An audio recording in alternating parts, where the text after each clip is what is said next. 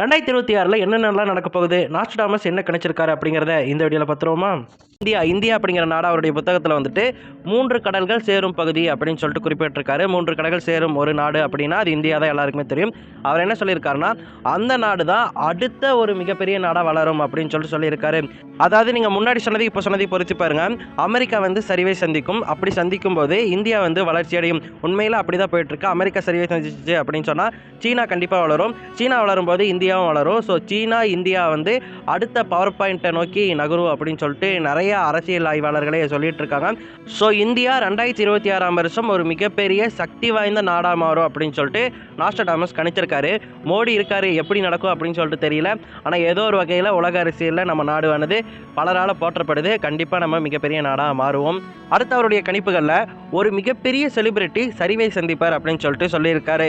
அதாவது உலக ஃபேமஸான ஒரு செலிபிரிட்டி, உலக மக்களால் மதிக்கப்பட்ட ஒரு செலிபிரிட்டி டக்குன்னு பல பேரால் வந்துட்டு தூற்றப்படுவார் அப்படின்னு சொல்லிட்டு நாஸ்ட்ராடமஸ் சொல்லியிருக்காரு. அதாவது மிகப்பெரிய சரிவை சந்திப்பாராமா. இதை நம்ம எதோட பொருத்தி பார்க்கணும்னு கேட்டிங்கன்னா, ரீசெண்டாக எப்ஸ்டீன் ஃபைல்ஸ் வந்து ட்ரெண்ட் ஆகிட்டு இருக்கு. உங்கள் எல்லாருக்குமே தெரியும். எப்ஸ்டீன் ஐலாண்டுக்கு நிறைய முக்கிய பிரமுகர்கள், முக்கிய செலிபிரிட்டிஸ் போயிருக்காங்க அப்படின்னு சொல்லிட்டு நிறைய தகவல் வந்துட்டு இருக்கு. அந்த வகையில் நம்ம இதுவரைக்கும் எப்ஸ்டீன் ஃபைல்ஸில் எப்ஸ்டீன் கூட பார்க்க செலிபிரிட்டி ஒருத்தர் அந்த ஃபைலில் இருக்க வாய்ப்பு இருக்குது அப்படின்னு சொல்லிட்டு நிறைய பேர் சொல்லிட்டு இருக்காங்க.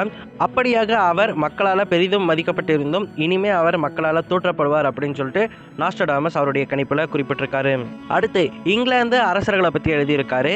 இங்கிலாந்து அரசு குடும்பத்தில் பார்த்தீங்கன்னா ஒருத்தர் மிகப்பெரிய நோய்க்கு ஆளாவார், அதிலிருந்து தப்பிக்கலாம் தப்பிக்காமலும் போகலாம் அப்படின்னு சொல்லிட்டு குறிப்பிட்டிருக்காரு.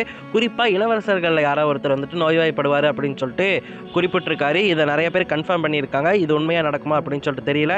சின்ன நோயாக இருக்கிறதுக்கு வாய்ப்பு இருக்குது. அடுத்து இது கண்டிப்பாக நடந்துட்டு தான் இருக்குது, இருந்தாலும் ரொம்ப நடக்க வாய்ப்பு இருக்குது. கிளைமேட் சேஞ்ச் உங்கள் எல்லாருக்குமே தெரியும்.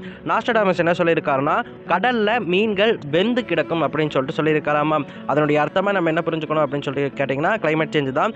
அதாவது கிளைமேட் சேஞ்சால் பார்த்திங்கன்னா கடல்கள் சூடாகிறது அதிகமாகிடுச்சுன்னு சொல்லிட்டு சில பேர் சொல்கிறாங்க.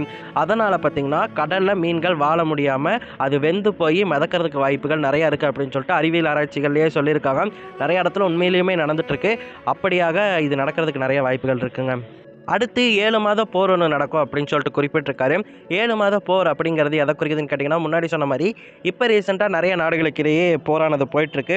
ரஷ்யா, உக்ரைன், ஆப்கானிஸ்தானில் பதட்ட சூழ்நிலை நிலவிட்டு இருக்கு. ஸோ அப்படி பார்க்கும்போது கண்டிப்பாக 7 மாதம் வார் அப்படிங்கிறது கண்டிப்பாக இந்த வருஷம் நடக்கும். எந்தெந்த நாடுக்குன்னு தெரியல, அதை நம்ம பொறுத்திருந்து தான் பார்க்கணும்.